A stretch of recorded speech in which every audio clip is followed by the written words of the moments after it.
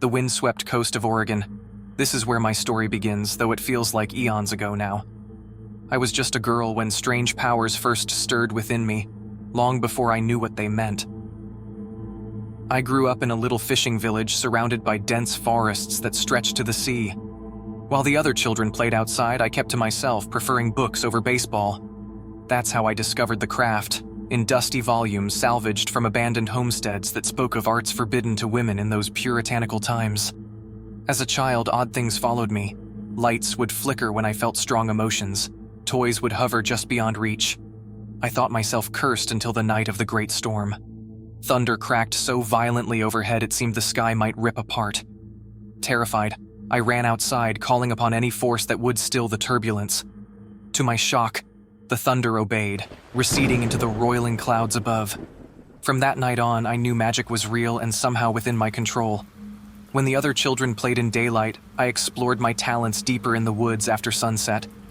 I learned to summon veils of mist and sparks that danced upon my skin without harm. Soon, manipulating the elements grew as natural to me as breathing. Yet I kept these revelations close for fear of being burned as a witch. In solitude, I thrived, immersing myself in arcane literature scavenged from decaying homesteads.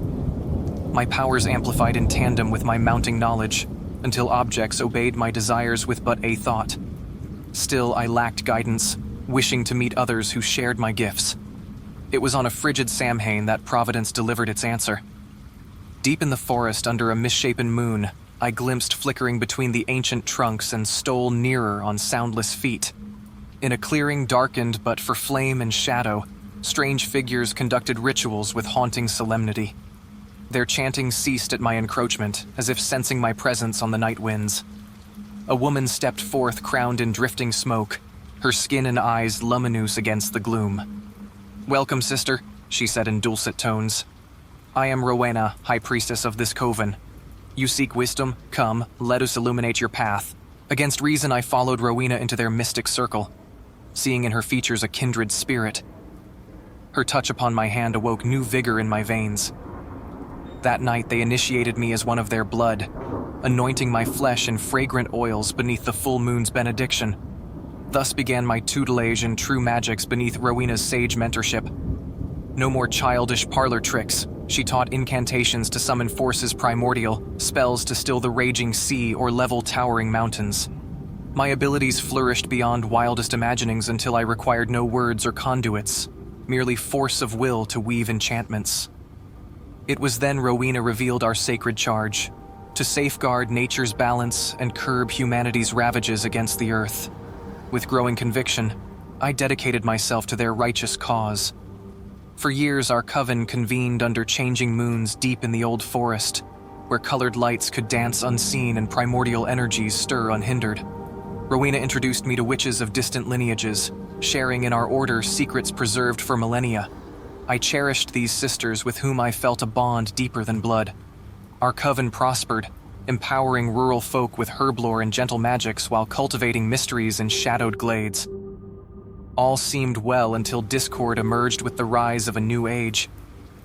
The outside world encroached upon our hidden veil as the 20th century dawned. Some felt compelled to test boundaries as ways grew more oppressive, while others counseled restraint and preservation of our obscurity. Tensions rose until one bitter Yuletide, when a rash apprentice lashed out with curses that maimed several bigots in town.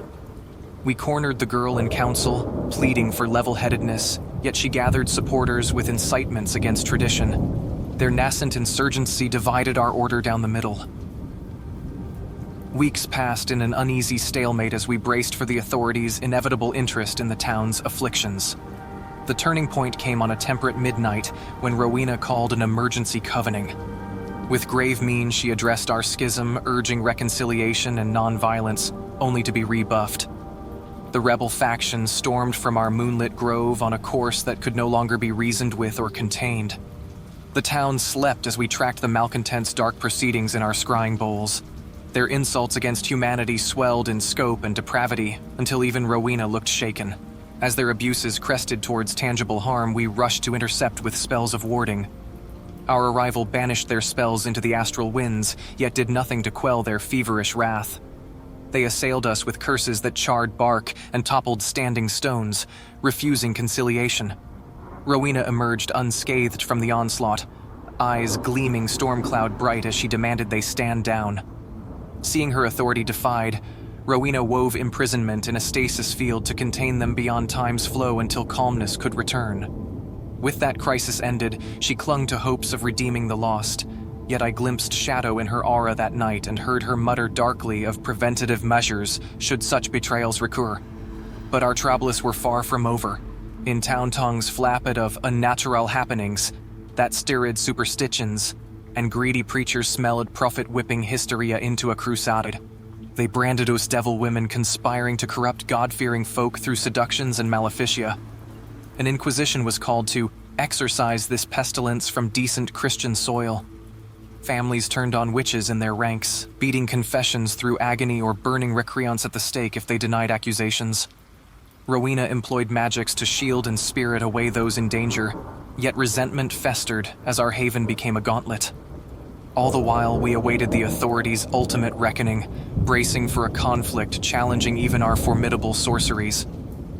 Word reached town one drear dawn. 3 more of our number had been marred by the pious mobs in the night. Rowena made an impossible decision to spirit our coven into esoteric pocket realms where we might heal and regather strength beyond persecution's reach. She forbade return until given leave, promising to watch over our forest fastness in solitude. And so we faded into eldritch fogs, vacating the only home some had ever known. Lost to isolation's torments over years boundless, hope withered in our refugees. News filtered through Rowena's scrying that the Inquisition ebbed and our lands knew peace once more. Yet she stood stubborn, saying we lacked resilience for the chaos outside and must rebuild inner light before facing a world that had forsaken us. The longest missed our forest vale and original patroness with deepest longing, wishing only to walk again amongst towering sentinels when autumn mists rolled through hidden glades. Centuries have now passed in solitude's test.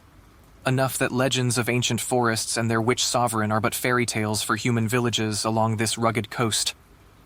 My coven remnants have scattered to the idyllic vales we once knew, hoping sanctuary yet persists somewhere within ancient boughs glimpsed from afar. And so each dusk I wander these reaches, hoping Rowena's spirit lingers where magic first blossomed in my veins so long ago. Hoping she may grant one last audience and guide this withered crone back to virtue, if not outright forgiveness, for in her teachings lie my only salvation.